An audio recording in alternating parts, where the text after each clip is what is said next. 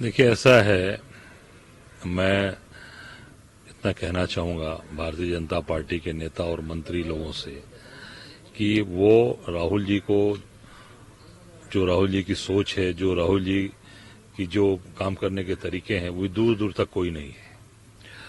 मोदी जी ने खुद ही साबित कर दिया, एक नहीं कई बार साबित कर चुके हैं कि वो कितने बड़े इंटेलिजेंट आदमी और कितने तेज आदमी हैं।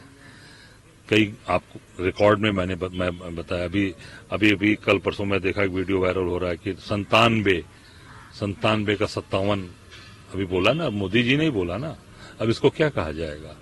एक बार वो संत कबीर नगर गए थे, कबीर नगर गए थे ना, क्या कहा था वहां पे कहा था कि गुरु नानक देव जी, गोरखनाथ जी और संत कबीर आपस में बैठ के आध्यात्मिक चर्चा करते थे।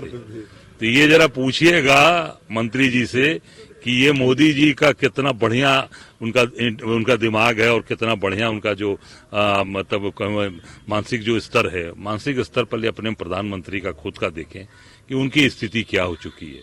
केवल किसी पर आरोप प्रत्यारोप लगाना, राहुल जी जैसा इंटेलिजेंट व्यक्ति जो निश्चित तौर से जो टॉपर है अपने हर उस फील्ड का, और जो मंत्री आरोप लगा रहे हैं, ये सब खुद इस तरीके के लोग हैं कि वो फंस चुके हैं। आप देखेंगे उठा के उनकी सारी चीजें खुद ही, मैं समझता हूं कि उनको तो किस तरीके से भारतीय जनता पार्टी ने अपने यहाँ लेकर, और उनकी पत्नी को जो लगातार वहां से बेचारी मेयर थी, उसको भी हटा दिया, उसको भी टिकट नहीं दिया। तो ये मैं समझता हूं कि भारतीय जनता पार्टी के लोग केवल इस्तेमाल करते हैं और खुद वो फंसे हुए हैं।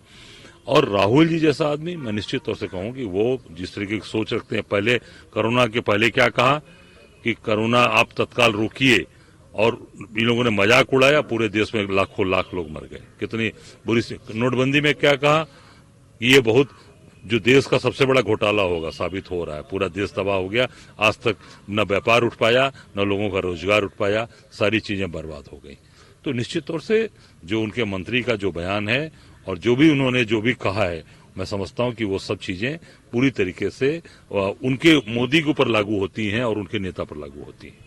सर, बीएसपी चीफ के ऊपर कि मंडल कमीशन की जो रिपोर्ट थी कांग्रेस ने कभी लागू नहीं करने दी, वो हमारे संघर्ष थे वीपी सिंह के अंदर में, जिसके तहत मंडल कमीशन की रिपोर्ट लागू हो सकी।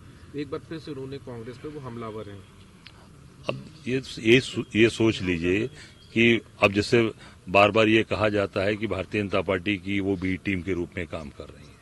आप ये देखिए कि आज केंद्र में भाजपा की सरकार है, प्रदेश में भाजपा की सरकार है, और अटैक कांग्रेस पे कर रही है, हमलावर कांग्रेस पे हैं। इसको क्या माना जाएगा। इसका मतलब जो का चीज कही गई कि बी टीम के रूप में, आप तेलंगाना में जाकर, आज वर्तमान में बीजेपी 10 साल से सरकार में है, आप कांग्रेस की बात उठा रहे हैं।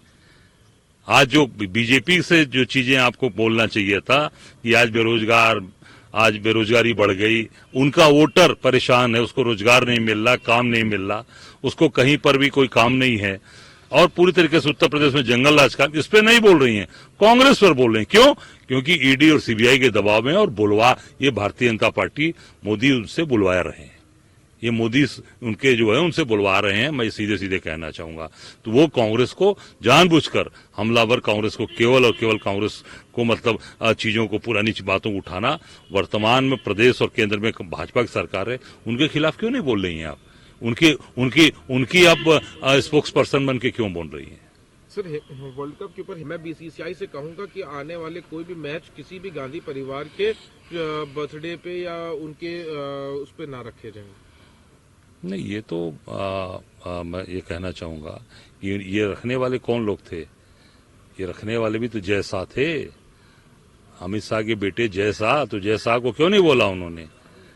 मैं समझता हूं कि ये निश्चित तौर से हेमंत बिस्वा का जो, मैं कहूं कि मानसिक संतुलन गड़बड़ हो गया है, मानसिक स्थिति खराब हो चुकी है। इंदिरा जी जिन्होंने अब देश के लिए कुर्बानी दी, देश के लिए अपनी जान दे दी, उनका जन्मदिन हम लोगों ने पूरे देश में धूमधाम से मनाया है। और निश्चित तौर से इंदिरा जी बलिदानी महिला हैं, आयरन लेडी जिनको कहा गया। और ऐसी आयरन लेडी के बारे में अगर ये बात ये कहते हैं, मैं निश्चित ये कहना चाहूंगा कि हेमंत बिस्वा शर्मा का जो मानसिक संतुलन है वो खराब हो चुका है। एक आखिरी सवाल है, उत्तरकाशी में एनडीआरएफ की अब कुछ टीम्स हैं जो वहां पे पहुंच चुकी हैं। 40 से 41 लोग वहां पे अभी भी फंसे हुए हैं। मैं बाबा विश्वनाथ से प्रार्थना करूंगा कि वो सकुशल निकलें। पहले भी हम लोगों ने कहा है, फिर मैं कहता हूं, बाबा विश्वनाथ उनकी रक्षा करें, सकुशल उनको बाहर निकालें, अपने परिवार बीवी बच्चों से उनको मिलवाएं।